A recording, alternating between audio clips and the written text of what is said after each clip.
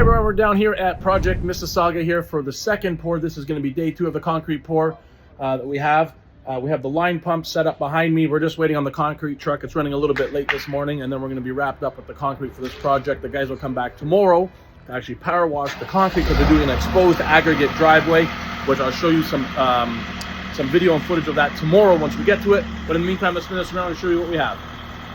So first and foremost, you can see the existing concrete that they poured yesterday. Everything's wrapped up because they don't want to damage or ruin what they did yesterday. So everything's wrapped and set up.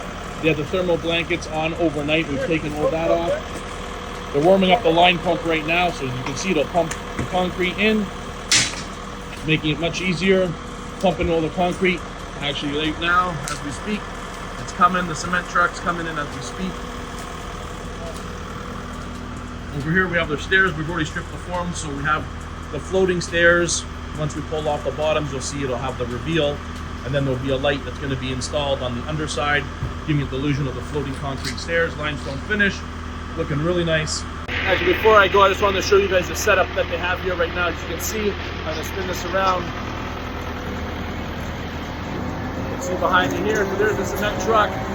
They're going to pour the concrete into this hopper, and then from the hopper it gets shot out through the line, and then they're going to start doing all the concrete. Also, too, a very special thing you got to remember when we're doing these concrete driveways with heated snow melt system. All those lines are actually pressurized with air right now, and they have a gauge.